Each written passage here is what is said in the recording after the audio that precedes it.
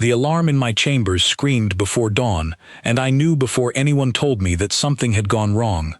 My name is Vesserin Thalkir, third daughter of House Thalkir, and on the morning my whole understanding of the universe changed, I was still, in every legal sense, a bride of convenience.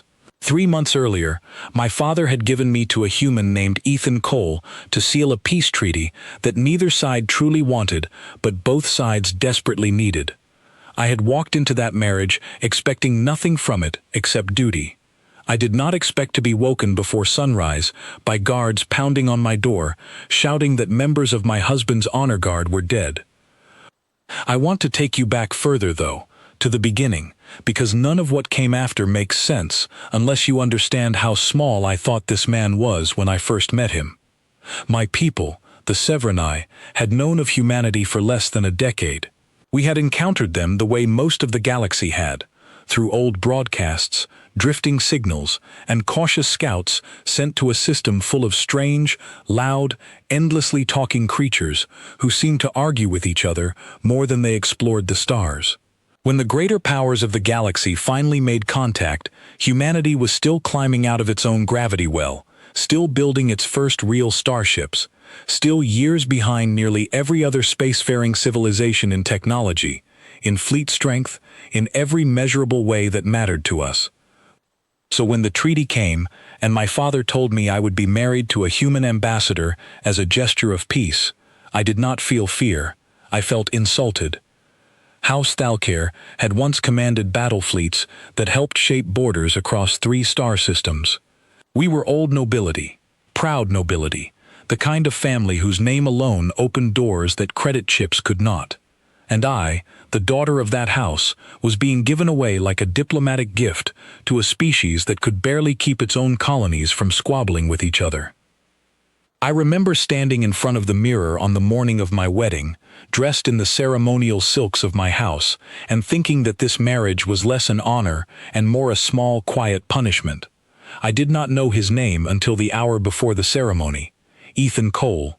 A single, plain human name, spoken by a translator drone in a flat, mechanical tone that made it sound even smaller than it already was.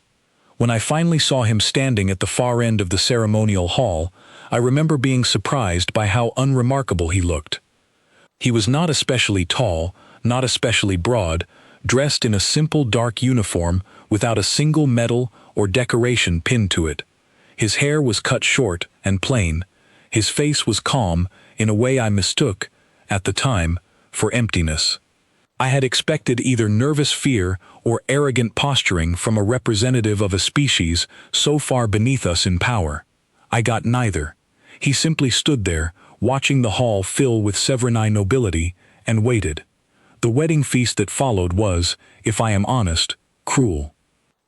My cousins, my father's rivals, even some of my own kin who should have shown restraint, spent the evening making quiet jokes about the size of human ships, the shortness of human lives, the strange softness of human customs. They did it in our old court dialect, assuming, correctly, that no translator drone in the room had been programmed with it. I remember Lord Vos Drevkal, head of a rival house that had opposed the treaty from the beginning, raising his glass toward Ethan and saying, in our dialect, that House Thalkir had married its daughter to a pet rather than a prince. The hall laughed. I did not. Ethan smiled through the whole thing. He could not have understood the words, but I watched his eyes, and I saw something there that unsettled me even then, though I could not name it. It was not confusion. It was patience. The patience of someone who has decided that tonight is not the night to respond to an insult, and who is entirely comfortable waiting for a better one. In the weeks that followed our marriage, I expected him to fade into the background of my life, the way most political husbands did in our culture. Instead, he surprised me in small ways, one after another. He learned our formal language faster than any human translator program I had ever seen, not just the words but the layered meanings beneath them, the difference between a polite refusal and an insulting one, the difference between addressing an elder with respect and addressing them with barely concealed contempt. Within a month, he no longer needed the drone at all. He spoke to my father directly, using the correct honorifics, without a single mistake. He also bowed to our customs in ways I had not expected a human diplomat to bother with. He observed the silence before meals. He removed his boots before entering the meditation chamber. He never once raised his voice, not when my father's advisors tested him with sharp questions, not when my cousins needled him with veiled jokes he had, by then, begun to understand perfectly well. I remember asking him once, in the privacy of our shared quarters, why he tolerated the mockery so easily. He looked up from the reports he had been reading and considered the question with the same calm patience he seemed to bring to everything. He told me that where he came from, a man who could not control his own temper had no business being trusted with anything important. He said that anger spent carelessly was strength wasted, and that the people who truly needed to worry were never the ones who shouted the loudest. At the time, I heard this as a kind of philosophy, a quiet way of excusing his own passivity. I did not yet understand that I was listening to a warning. I began to notice other things about him too, small details that did not fit the picture of a harmless diplomat's aide. He moved through our palace corridors with an awareness of exits and angles that seemed almost unconscious, the way a person walks when they have spent years in places where such awareness kept them alive. He slept lightly, waking at sounds too faint for me to hear. Once, when a servant dropped a tray of ceremonial blades in the hall outside our door, he was on his feet and between me and the door before I had even opened my eyes, before I had even understood what the sound was. When I asked him about it, he said only that old habits were hard to leave behind, and changed the subject. I told myself these were small oddities, nothing more. I had married a man from a species with a violent and troubled history after all. Perhaps such reflexes were common among humans who had lived through hard times. I did not think, not once in those early months, that I might be living beside something far more significant than a nervous survivor of a rough childhood. The morning everything changed began 3 months into our marriage, on a day that started like any other. I woke to find Ethan already dressed, standing at the window of our chambers, looking out over the capital as the first light of our system's twin suns broke over the mountains. He had a datapad in his hand, and his expression, when he turned to look at me, was different from any I had seen on him before. Not angry, not afraid, simply very, very still. He told me that during the night, a Severini patrol vessel had intercepted a small human transport near the disputed border, shared with the Drevkal Concord's territory, the same rival house whose lord had mocked him at our wedding feast. The transport had been carrying 6 members of his honor guard, soldiers who had come to our system months earlier as part of the treaty's diplomatic protection detail. According to the report, the patrol vessel had opened fire without warning, calling it, afterward, an unfortunate accident involving unclear jurisdiction and a misidentified vessel. All 6 of the humans aboard had been lost. I remember feeling a genuine chill run through me at the news, a mixture of shock and something close to shame, because I understood immediately, the way anyone raised in the politics of my world would understand, that this had not been an accident. House Drevkal wanted the treaty to fail. They wanted humanity humiliated, provoked into some rash and embarrassing response that would prove, once and for all, that the great houses of the Severini had been right to oppose an alliance with such a weak species. A border incident, deniable and cruel, was exactly the kind of move Lord Voss Drevkal would make. I expected Ethan to react the way I imagined any human might.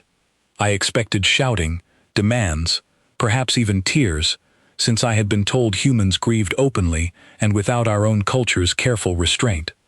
Instead, he stood by the window for a long moment in complete silence, and when he finally spoke, his voice was quieter than I had ever heard it. He asked me a single question. He asked whether, under Severini law, a husband was permitted to answer for his own house's dead. I did not understand, at first, what he truly meant.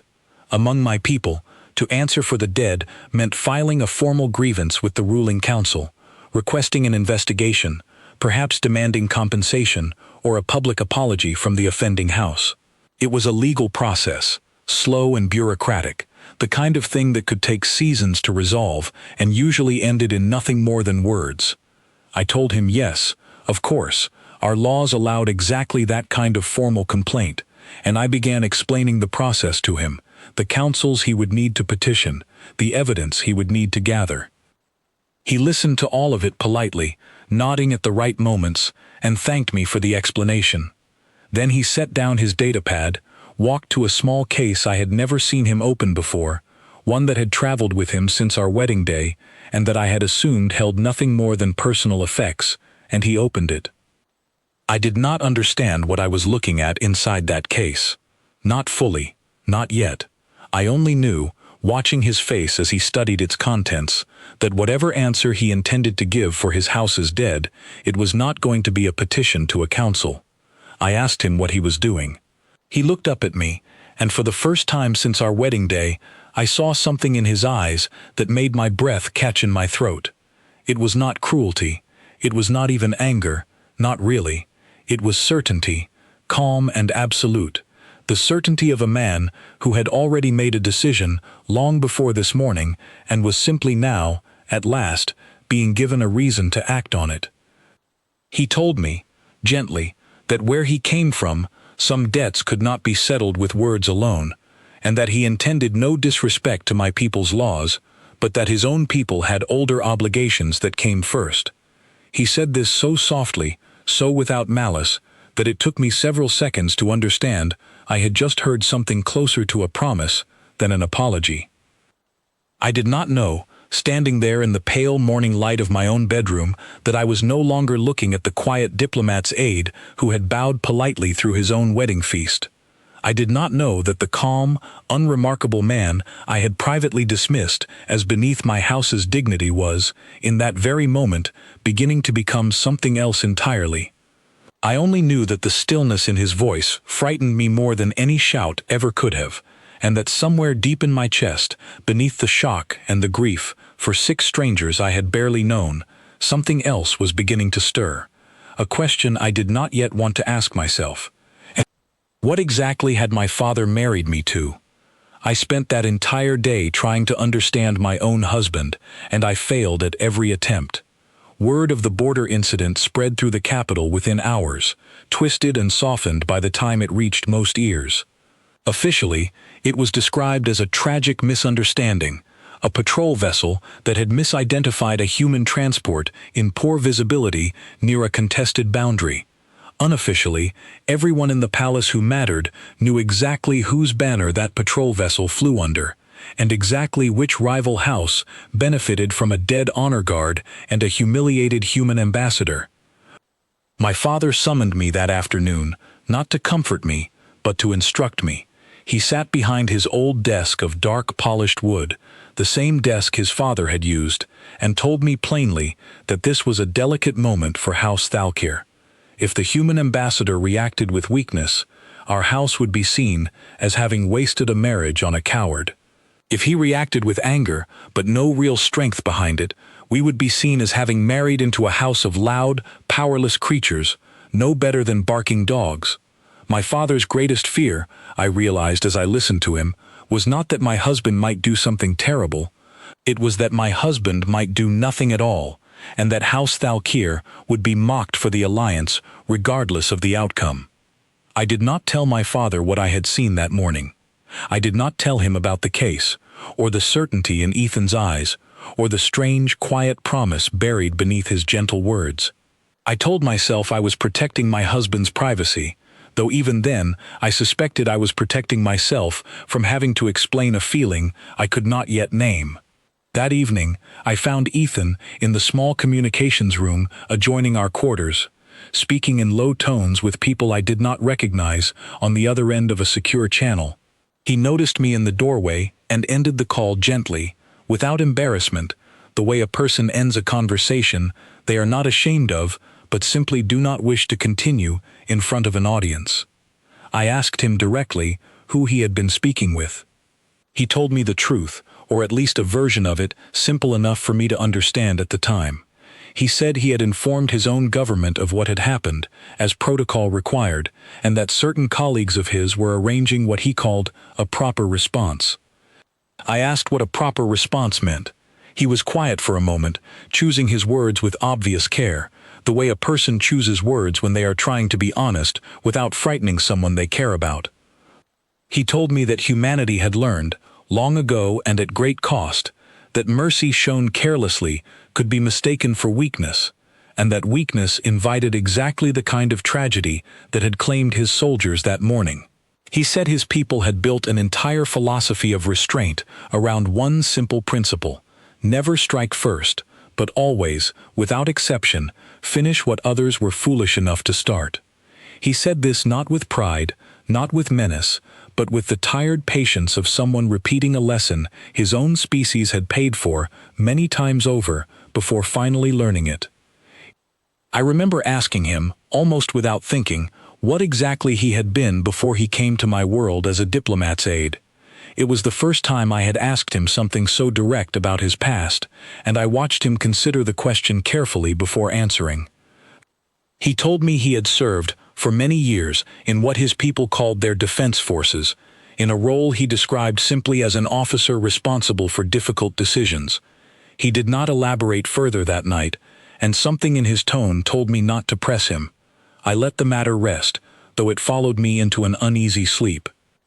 Over the following days, I began to notice a strange shift in the palace around me, one that had nothing to do with anything Ethan had said or done openly. Human personnel I had barely registered before, quiet functionaries who staffed the small diplomatic outpost attached to our capital, began moving with a new sense of purpose. Cargo shuttles arrived and departed with unusual frequency. A handful of unfamiliar human faces appeared in the outpost's corridors, dressed in plain civilian clothing that somehow failed to disguise the disciplined way they walked, the careful way they scanned every room they entered. I mentioned this to my closest attendant, a Severini woman named Talessa, who had served my family since before I was born, and she confirmed she had noticed it too. She told me, in a hushed voice, that the human outpost had requested additional secure storage space from palace administration, and that when questioned about its contents, the human staff had simply smiled politely and said it was diplomatic equipment, nothing more. I did not believe that explanation, and neither, I think, did Talessa. 5 days after the border incident, Lord Voss Drevkal arrived at the capital, uninvited, but impossible to refuse, requesting an audience with my father. I was present in the outer chamber when he arrived, dressed in the deep crimson robes of his house, his expression carrying the same faint, superior amusement I remembered from our wedding feast. He greeted my father with elaborate, hollow courtesy, and then, almost as an afterthought, turned to acknowledge Ethan, who stood quietly at my side. He offered his condolences for the unfortunate loss of 6 human lives, calling it a terrible tragedy of unclear jurisdiction, and expressed his sincere hope that House Thalkir's new human allies would understand that such incidents, while regrettable, were simply the cost of operating near contested borders in a galaxy still learning to accommodate its newest neighbors. It was, I understood immediately, a performance meant for the entire room. Lord Voss was not apologizing. He was testing, publicly and deliberately, to see how far he could push before humanity's supposed weakness became undeniable to everyone watching. Ethan listened to the entire speech without a single change in his expression. When Lord Voss finished, my husband offered a slow, respectful bow, the correct depth for addressing a rival house's lord, and thanked him for his condolences, in flawless, formal Severini. He said that humanity understood accidents occurred, especially near disputed territories, and that he hoped future patrols would exercise greater caution to prevent further unfortunate losses on either side. It was, on its surface, a perfectly polite, perfectly diplomatic response. I watched Lord Voss's faint smile widen slightly, clearly reading it as confirmation of everything he had hoped to see. I watched my father's shoulders tighten with quiet embarrassment, and I watched Ethan's eyes, just for a moment, meet mine across the chamber, and in them I saw something that made the polite words he had just spoken feel suddenly, chillingly hollow. That night, I could not sleep. I found Ethan on the small balcony outside our quarters, looking out over the Capitol's lights, his posture relaxed in a way that no longer matched the tension I could feel radiating from him underneath. I asked him plainly why he had let Lord Voss walk away from that meeting, believing he had won something. Ethan turned to look at me, and for the first time since I had known him, he allowed something like genuine feeling to show openly on his face, though it was not the anger I had expected. It was something closer to sorrow, tired and old, the expression of a man who has done this particular dance before and takes no pleasure in it. He told me that in his experience, people who believed they had already won rarely bothered looking over their own shoulder, and that this was, more often than not, the most useful mistake an enemy could make. He said Lord Voss had been given exactly the reaction he expected, and that this was precisely the problem, because men like Lord Voss only ever tested weakness they believed was real. He said the true answer to what had happened to his soldiers was not going to be a speech delivered in a palace chamber in front of an audience. It was going to be something Lord Voss would not see coming until it had already arrived. I asked him, my voice quieter than I intended, whether he meant to hurt him. Ethan was silent for a long moment, looking out over the lights of a capital that was not his own, defending people who were not entirely his own, for a marriage that had begun as nothing more than political obligation. When he finally answered, his voice carried a weight I had not heard in it before. He told me that hurting Lord Voss personally held no interest for him at all, and that this was never how his people preferred to answer such things. What Lord Voss had done was order the deaths of soldiers under human protection in order to test human resolve, and that test, he said, would receive a full and complete answer, delivered not to one lord in one chamber, but to every house watching to see what humanity truly was. He said the age of being mistaken for something small and harmless was, as of that morning, coming to an end, whether the galaxy was ready for that change or not. I stood there on that balcony, beside a man I had married for duty alone, a man I had once privately dismissed as beneath my family's dignity, and I felt, for the first time, a genuine chill of uncertainty about exactly what my father's treaty had brought into our world. 3 nights later, I woke to the sound of distant thunder that had no storm behind it, and I understood, even before the first reports arrived, that whatever Ethan had promised Lord Voss Drevkal was no longer a quiet certainty held behind calm eyes. It had begun. The morning after the distant thunder, the palace was already full of frightened voices by the time I stepped out of my chambers. A small outpost belonging to House Drevkal, a listening station positioned along the very border where the ambush had taken place, had gone completely silent overnight. When a Severnai patrol was finally sent to investigate, they found the station's defenses disabled, its weapons rendered inoperable, and every soldier stationed there, alive, unharmed, but thoroughly humiliated, having woken to find their own systems locked out from the inside, their communications cut, and a single recorded message waiting for them when access was finally restored at dawn. I did not hear the message myself until later that day, when my father played it for his closest advisors in a private council chamber I had, by then, learned to find my way into unnoticed. The voice on the recording was calm, measured, and unmistakably my husband's. He informed the station's commander that this had been a demonstration, nothing more, intended to make one fact clear beyond any possible doubt. Humanity had chosen not to answer 6 deaths with 6 deaths.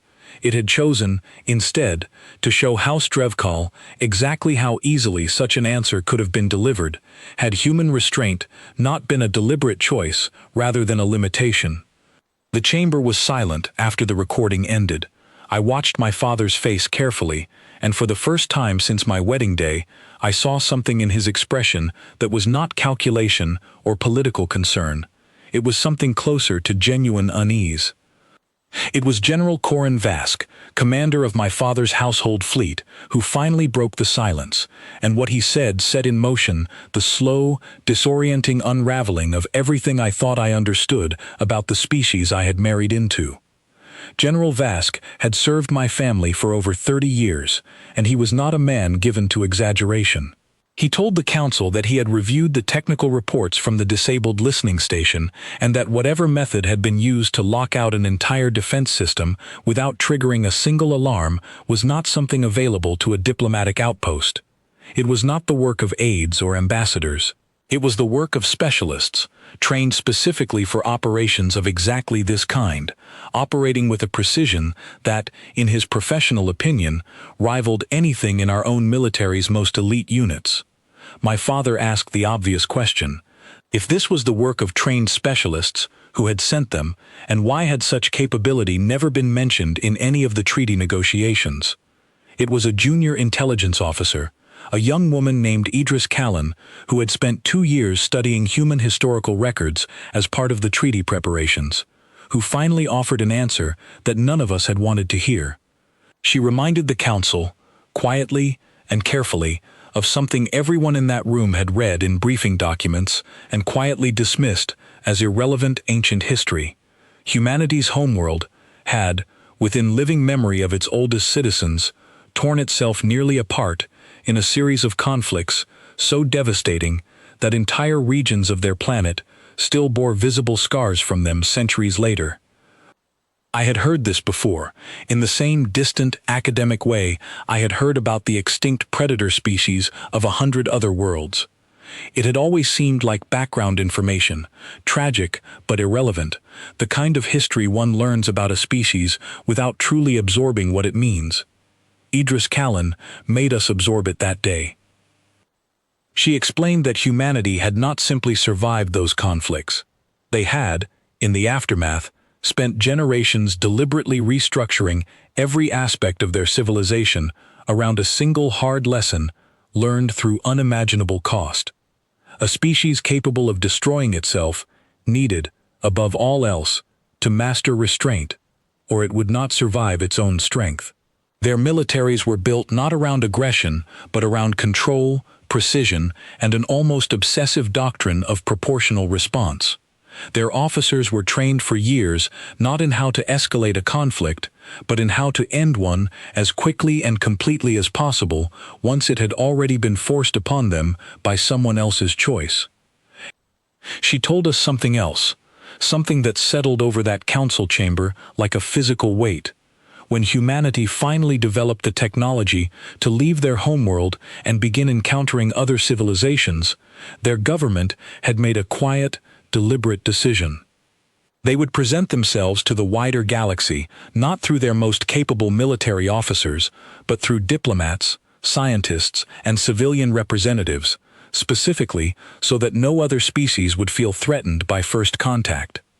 Their most experienced military commanders, the ones who had actually lived through the worst of humanity's history and helped rebuild what came after, were kept largely out of public diplomatic postings. Kept out of public postings, that is, unless a mission required someone whose calm exterior could be trusted absolutely never to provoke unnecessary conflict, and whose deeper capabilities would only ever be seen if that trust was broken by someone else first. I sat outside that council chamber for a long time after the meeting ended, turning that information over and over in my mind, and slowly, painfully, I began reassembling everything I thought I had understood about my own husband. The quiet way he learned our language so quickly, faster than any translator program, was not simply diplomatic diligence.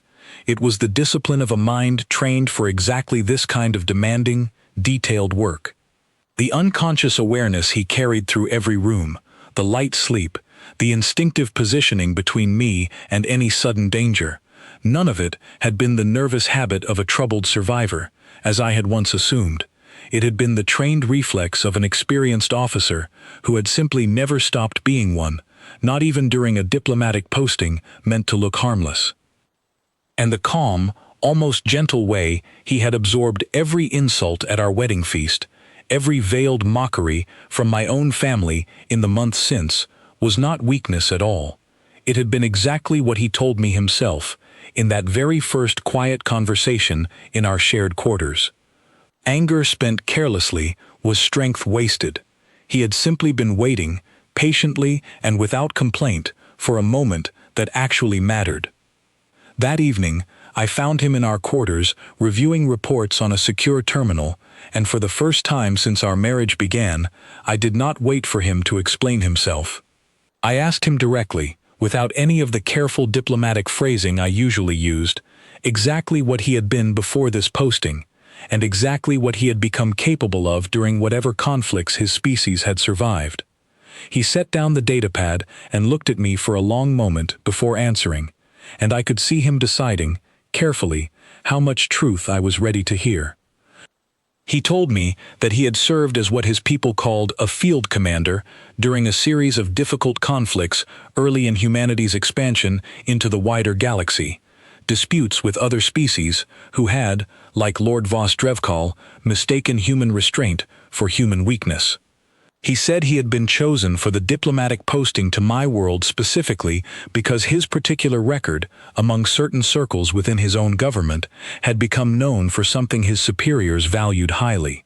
He never once, in any conflict he had ever been part of, allowed a situation to escalate beyond what was strictly necessary to end it. He said this was considered, among his people, a rare and valuable skill, because most commanders capable of decisive, overwhelming action struggled to also master restraint, and he had somehow managed to hold both at once. I asked him, my voice barely above a whisper, exactly how decisive that action had been in those earlier conflicts.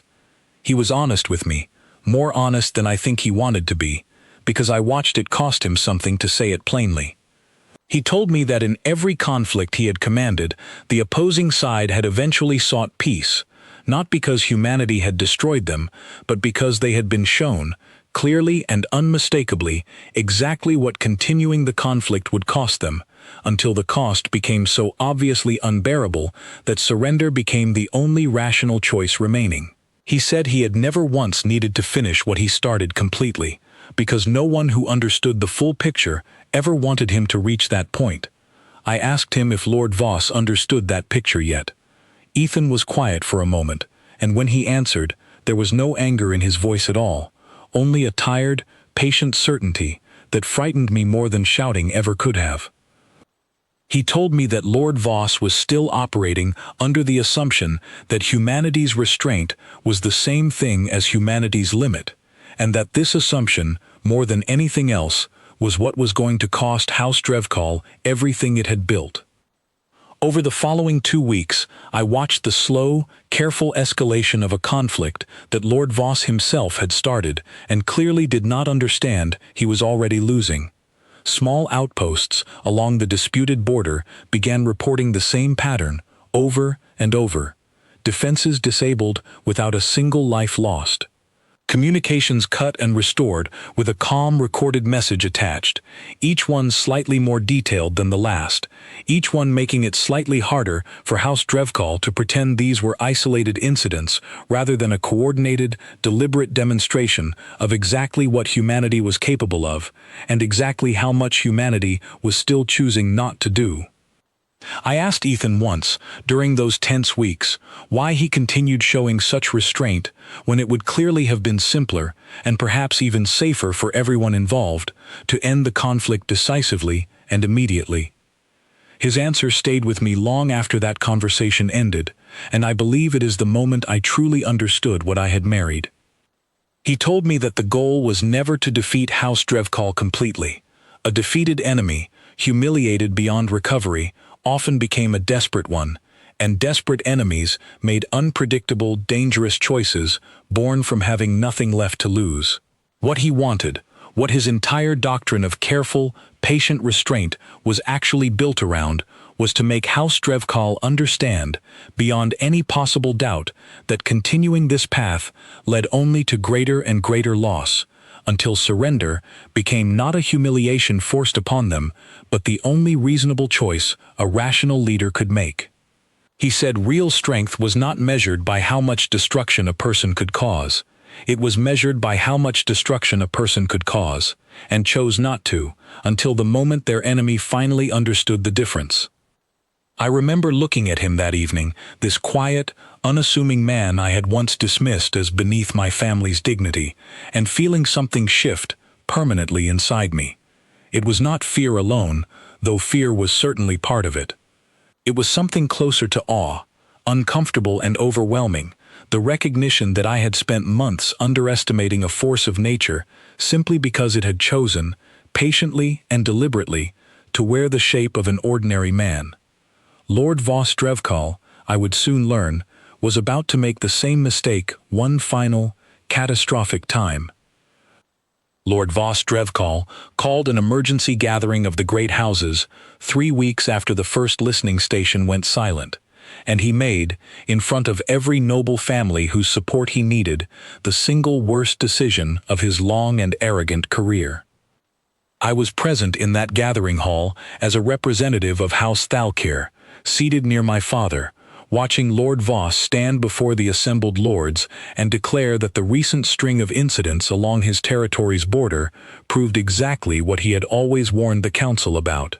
Humanity, he said, was a species playing at diplomacy while secretly testing weapons and tactics against Severini targets, disguising open provocation as restrained demonstration. He called for a unified response from the great houses, a formal condemnation of human aggression, and, more dangerously, authorization to deploy his own house's battle fleet to what he called a defensive posture along the disputed border. I watched the room carefully as he spoke, and I understood immediately what he was actually asking for. A defensive posture, in the language of our great houses, was simply a polite term for a fleet positioned and ready to strike the moment a suitable excuse presented itself. Ethan was not present in that hall himself. Human ambassadors were rarely invited into gatherings meant strictly for the great houses to settle matters among themselves, and I suspect Lord Voss had specifically requested his absence, hoping to build support against humanity without my husband there to answer for himself directly.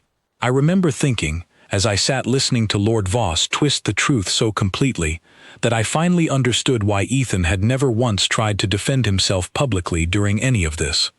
He did not need the great houses to believe him. He only needed them to eventually see the truth for themselves. That truth arrived less than a day after Lord Voss deployed his battle fleet along the border. I learned what happened, not from any official announcement, but from Ethan himself, who returned to our quarters late that night and, for the first time since our marriage began, sat down heavily across from me and allowed real exhaustion to show plainly on his face. He told me that Lord Voss's battle fleet, 12 capital ships strong, had moved into position exactly where humanity's own quiet observation network had expected them to, and that a small human response force, already positioned nearby for exactly this possibility, had been given clear and simple instructions. Disable the fleet's ability to fight without destroying it, force a stand-down, and offer Lord Voss one final, undeniable demonstration of the gap between what humanity could do and what humanity had, until now, chosen not to do. I asked him what had happened to the 12 ships. He told me, with no pride in his voice at all, that within under 2 hours, every one of Lord Voss's capital ships had been rendered completely unable to engage in any further conflict, their weapon systems disabled, their engines locked into standby, their crews left entirely unharmed but utterly powerless, drifting silently along the very border they had been sent to threaten. He said the human response force had lost no ships and suffered no losses of its own, a fact that, he admitted quietly, would likely terrify the watching galaxy more than any battle ever could have, because a fleet action with no losses on one side was not luck. It was overwhelming, precisely controlled superiority. I asked him what Lord Voss had done when he realized what had happened to his fleet. Ethan's expression, for just a moment, carried something almost like sympathy. He told me that Lord Voss had done exactly what desperate, cornered leaders often did when their carefully built reputation collapsed in front of an audience they could no longer control. He had tried to escalate further, ordering a smaller strike force to attempt a retaliatory action against the very human outpost near my father's capital, hoping perhaps to salvage some appearance of strength before news of his humiliated fleet spread any further. That strike force, Ethan told me quietly, had not reached its target. I did not ask for further details that night, and I do not believe he would have given them even if I had. Something in his face told me that this particular action had required a different kind of answer than the patient, bloodless demonstrations that had come before it, and that whatever had happened to that strike force, it had cost him something personally to authorize, even knowing it was necessary. News of Lord Voss's disastrous defeat spread through the great houses within a single day, and the reaction I witnessed was unlike anything I had experienced in my entire life among Severni nobility. I remember standing beside my father in the Grand Hall 3 days later when Commander Naira Kess, a senior officer within House Drevkal's own military and a woman I had known since childhood as fiercely proud and utterly unshakable, arrived at our palace not as an emissary of her house's power, but as something closer to a supplicant. She requested a private audience with my father, and though I was not meant to remain in the room, my father allowed me to stay, perhaps understanding that my presence, as the human ambassador's wife, had become useful in ways it never had before.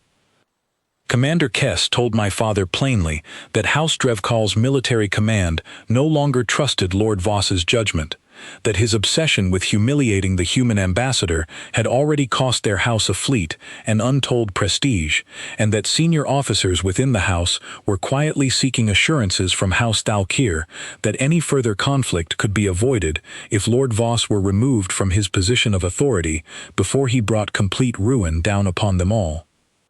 I watched my father listen to this request with an expression of careful, controlled satisfaction, the expression of a man who understood that his house's fortunes, once threatened by an unwanted marriage, had just been handed an extraordinary and unexpected advantage.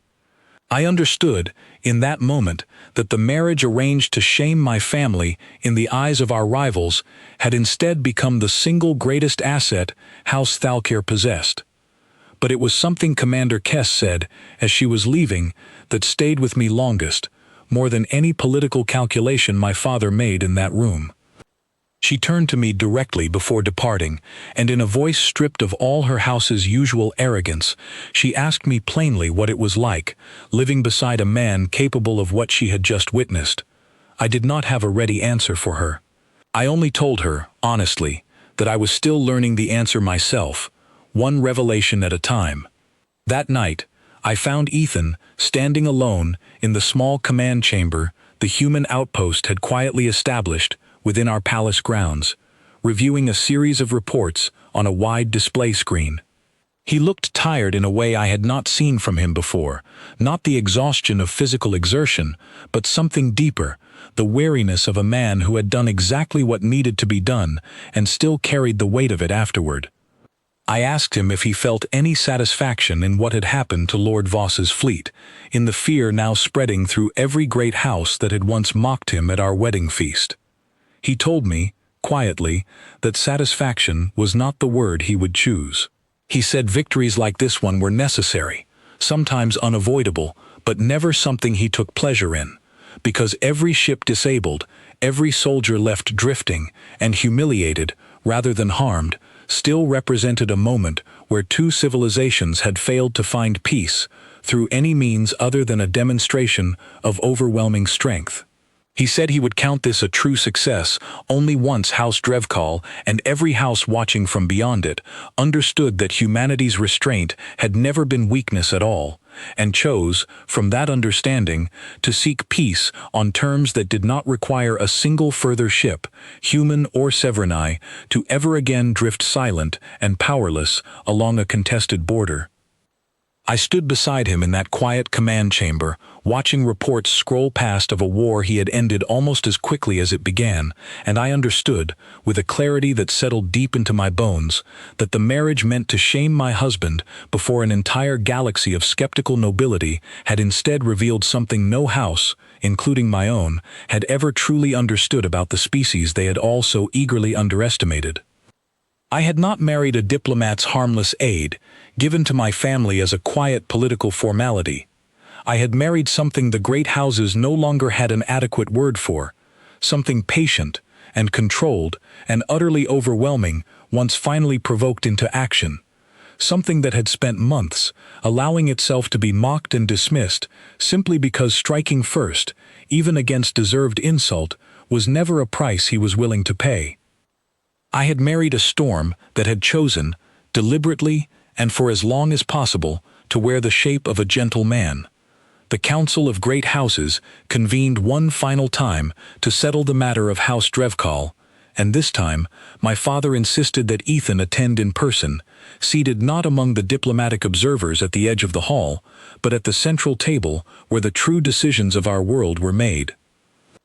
I had never before seen a human granted such a position in any Severini gathering, and I understood, watching the reactions of the assembled lords as Ethan took his seat, that something fundamental had shifted in how our entire civilization now viewed his people.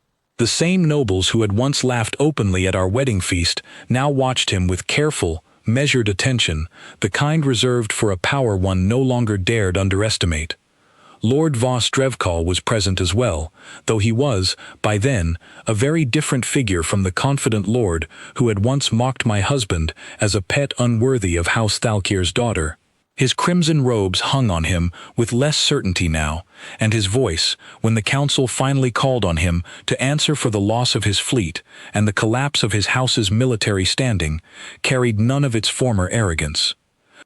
He tried, in those final moments, to salvage what he could. He argued that his actions had been provoked, that humanity's mere presence along contested borders constituted its own form of threat, and that any house in his position would have responded similarly to protect their territory. It was a weak argument, and I watched it fail even before Ethan spoke a single word in response, because every lord in that hall had already seen, in the quiet, bloodless efficiency of humanity's response, exactly how differently this conflict could have ended had restraint not been a deliberate choice.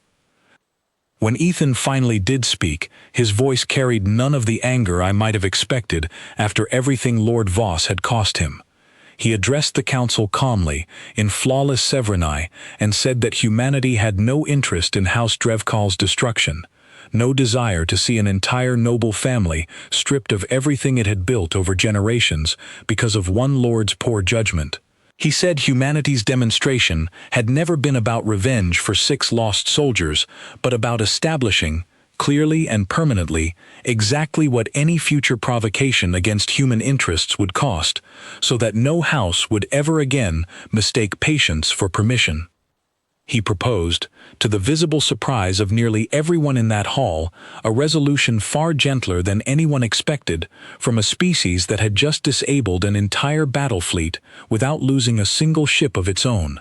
He suggested that Lord Voss be removed from his position of authority over House Drevkal's military forces, a decision the House's own senior officers had already quietly requested, but that the House itself be permitted to retain its lands, its wealth, and its place among the great houses, provided it accepted a formal, permanent treaty guaranteeing the safety of human personnel and interests within its territory going forward. I watched the council debate this proposal for hours, and I watched, with growing understanding, exactly what Ethan had accomplished with those simple, measured words. He had not sought to humiliate House Drevkal further, though he certainly could have. He had offered them a path back from the disaster Lord Voss had created, one that cost the house its most dangerous leader while preserving everything else its people had spent generations building. It was, I realized, exactly the kind of restraint he had described to me weeks earlier on our quiet balcony. Strength that chose not to finish what it could easily have finished, in favor of a peace that would actually hold. The council accepted his proposal by the end of that day. Lord Voss Drevkal was quietly removed from power, replaced by Commander Naira Kess herself, whose earlier visit to my father had apparently earned her considerable respect among her own house's remaining leadership. The formal treaty was signed within the week, and I watched, from my place beside my husband at that final signing ceremony, as representatives from every great house in attendance approached Ethan afterward, not with the careful courtesy owed to a diplomat, but with something closer to genuine deference owed to a figure whose true strength they finally understood. In the weeks that followed, Our marriage changed in ways I had not expected, though perhaps I should have. The great houses that had once viewed my union with Ethan as a quiet humiliation for House Thalkir now sought us out constantly, eager to secure favor with a family so closely tied to humanity's demonstrated strength. My father, who had spent our wedding feast privately embarrassed by the match he had arranged, now spoke of the marriage in public gatherings as though it had been a masterstroke of foresight all along. I found this shift both amusing and, if I am honest, a little bitter, because I remembered clearly how little faith anyone in my family had placed in the man I had married, myself included, until circumstances forced them to see what had been standing quietly among us the entire time. I asked Ethan once, during a rare quiet evening after the treaty had been finalized, whether the sudden change in how my people treated him brought him any satisfaction after months of quiet mockery. He considered the question for a long moment before answering, and his response, as it so often did, told me as much about his character as it did about the situation itself. He told me that respect, earned only after a demonstration of overwhelming strength, was a shallow kind of respect, useful for practical purposes, but not something he placed much personal value in. What mattered more to him, he said, was that Commander Kess now led House Drevkal's military with genuine caution and genuine intention toward lasting peace, and that 6 soldiers under his protection, whose deaths had started this entire conflict, would not be forgotten as a meaningless accident buried beneath diplomatic language, but remembered as the moment humanity's true nature was finally understood by an entire civilization that had underestimated it. I asked him, more quietly this time, whether he regretted anything about how our marriage had begun, given everything it had since become.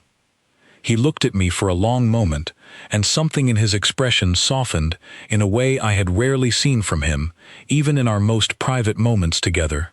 He told me that our marriage had begun as an obligation neither of us had chosen freely, a political arrangement built to serve interests far larger than either of us individually.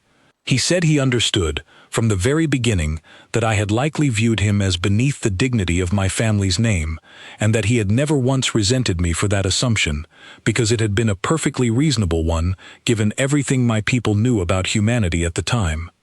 But he told me something else too, something that stayed with me long after that conversation ended. He said that somewhere in the months since our wedding, watching me struggle honestly with everything I learned about him, watching me choose curiosity over dismissal, even when the truth frightened me, he had come to see our marriage as something he no longer thought of purely in terms of duty or obligation.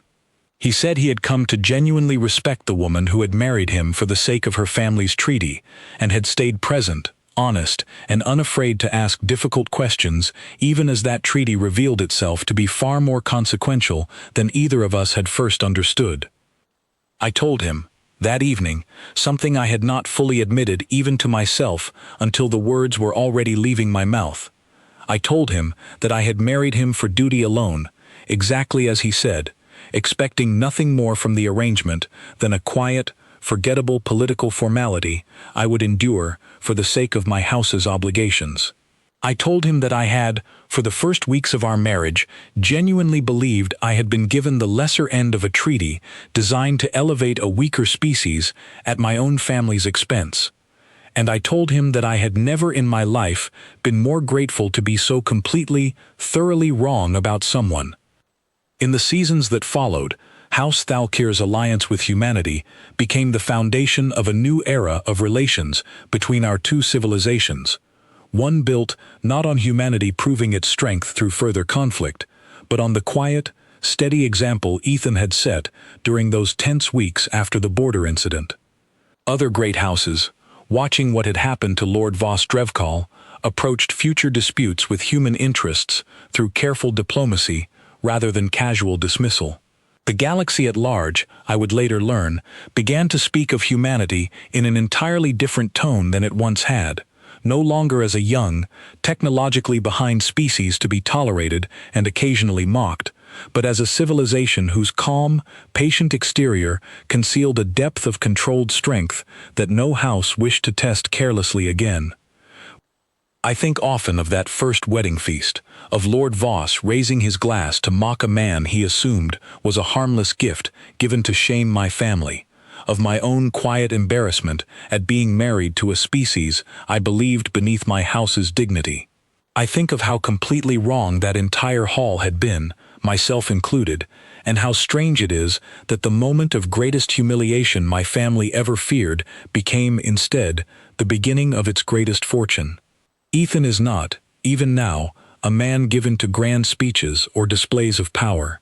He remains, in most ways, exactly the quiet, unassuming figure I first saw standing at the far end of that ceremonial hall, patient, calm, and entirely comfortable being underestimated by those who have not yet learned better. But I no longer see that quiet calm as emptiness, the way I once mistakenly did.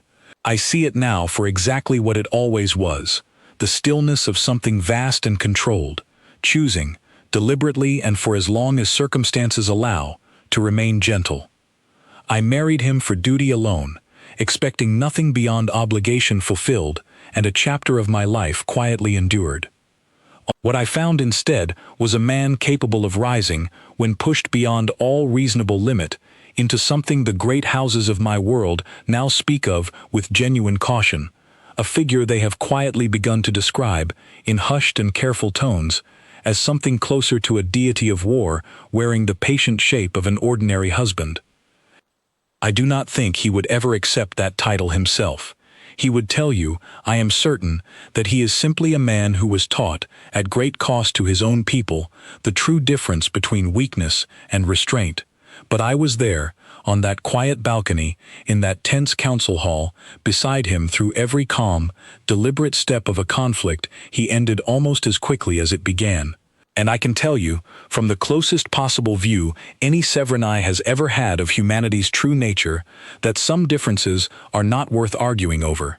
Some things, once truly seen, simply cannot be unseen again.